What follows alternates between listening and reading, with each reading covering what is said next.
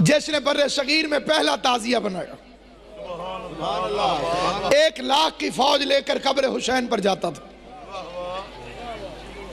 جس سال اس کی موت واقعہ ہوئی تھی، اس سال سے 1 سال پہلے مظلوم کربلا نے حالت بیداری میں فرمایا، تیمور تو اگلے سال کربلا نہ آنا، اس کا مولا میں نہ آیا تو مر جاؤں گا۔ امام نے فرمایا تو ملاقات کا شوقین ہے، اگلے سال تو نہ آنا، تو تعزیہ بنا، قبر حسین کی شبیہ بنا، میں امام ہو کے وعدہ کرتا ہوں میں خود چل کے تیرے پاس آ جاؤں۔ سلامت و آباد و شاد رہے، آل محمد آپ کو آباد و شاد رکھے، جناب سیدہ آپ کو سلامت ہے۔ تو تعزیہ بنا، تو قبر حسین کی شبیہ بنا، میں امام ہو کے وعدہ کرتا ہوں اگلے سال میں خود تیرے پاس چل کے آؤں گا۔ اس لیے تعزیہ کو دشمنان آل محمد کہتے ہیں تیموری بدعتیں، کیونکہ اسے امام نے حکم دیا تھا کہ تو تعزیہ بنا، تو قبر حسین کی شبیہ بنا۔ سامعین گرامی قدر، اس کو امام حسین سے محبت کیسے ہوئی؟ کتاب کا نام ہے تاریخ فرشتہ، لکھنے والا ہے محمد ابن قاسم فرشتہ، مذہب شیعہ سے نہیں اہل سنت سے ہے، بہت بڑا مورخ ہے، 7 جلدوں میں اس نے تاریخ ہندوستان لکھی۔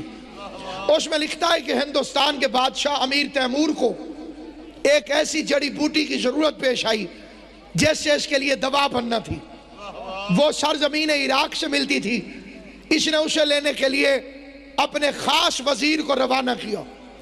2 مہینے کا عرصہ گزر گیا اور 2 مہینے تک وزیر واپس نہیں آیا۔ تیمور کے 4 نجومی تھے جنہیں 4 کونوں میں بٹھا کر یہ اپنا حساب کرواتا تھا، انہی کے فیصلے پہ لشکر بھیجتا تھا، انہی کے فیصلے پہ جنگ کرتا تھا، انہی کے فیصلے پہ صلح کرتا تھا۔ چاروں کونوں میں بٹھا کر بڑے لمبے مضمون کو اس عظیم ترین اجتماع اور امام حسین کے ذکر میں مختصر کر کے ایک پیغام کی صورت میں آپ کی خدمت میں پیش کرنا چاہتا ہوں۔ 4 نجومی 4 کونوں میں بیٹھے، اسے سوال کیا کہ بتاؤ نجومی کہاں ہے، وہ وزیر کہاں ہے؟ 4 نجومیوں نے متفقہ جواب دیا، انا للہ و انا الیہ راجعون۔ وزیر مر گیا۔ اس نے نجومیوں کی بات پہ یقین کیا۔ 1 مہینے کے بعد وہ وزیر صحیح سلامت واپس آ گیا، جس کے لیے 4 نجومیوں نے کہا تھا کہ مر گیا۔ بادشاہ نے پہلا حکم دیا ان کی گردنیں اڑاؤ، انہیں زندہ رہنے کا حق نہیں۔ کیوں؟ اس لیے کہ ان کے کہنے پہ میں ہر کام کرتا ہوں، انہوں نے تو مجھے غلط اطلاع دی، آئندہ بھی مجھے مروا دیں گے۔ یہ کہتے تھے وزیر مر گیا اور وزیر زندہ واپس آ گیا۔ سامعین گرامی، نہایت مختصر کر کے یہ فکر عرض کرتا ہوں، 4 نجومیوں کی گردنیں جھکی ہوئی تھیں، جلاد تلوار تول کے کھڑا تھا۔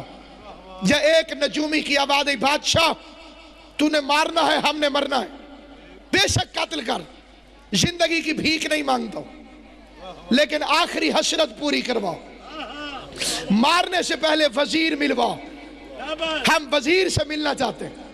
جس کے دل میں زیارت قبر حسین کا شوق جوان ہے، میں اس کی خدمت میں فکرہ پڑھنا چاہتا ہوں، ہمیں ایک مرتبہ وزیر سے ملوا، ہم آخری حسرت لے کے جانا نہیں چاہتے۔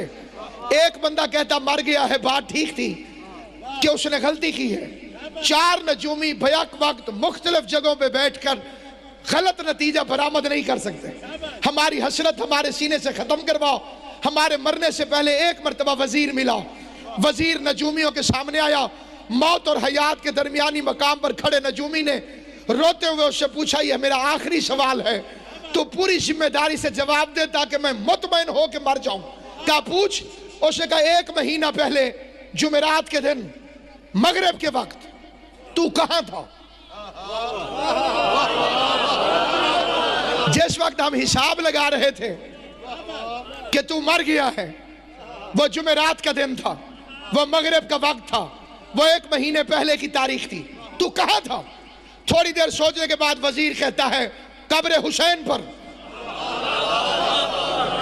نجومی دے کے کہتے بادشاہ ہمیں چھوڑ دے، ہم نے غلط نہیں کہا تھا، اسے کہا تم کہتے تھے مر گیا، یہ کہتا ہے میں کسی قبر حسین پہ تھا۔ قرآن مجید کی عزت کی قسم سنی عالم لکھتا ہے، نجومی دیکھ کے کہتے بادشاہ ہمارا حساب بتا رہا تھا کہ وزیر بہشت میں ہے۔ جسے سمجھ آئے گی وہ میرے ساتھ بولے گا ذرا۔ نیاز حسین بے شک عبادت کو 32 گھنٹے ہو چکے ہیں، بلا فاصل عبادت کو 32 گھنٹے ہو چکے ہیں، تھکنا فطرت میں شامل ہے، لیکن یاد رکھنا سامعین گرامی، اس نے کہا قیافہ کہہ رہا تھا، حساب کہہ رہا تھا کہ وزیر بہشت میں ہے، اور ہماری عقل سمجھ رہی تھی کہ بہشت صرف مرنے کے بعد ملتی ہے۔ ہمیں پتہ نہیں تھا کہ زمین پر بھی ایک بادشاہ ہے جس نے فرش کو عرش بنا دیا۔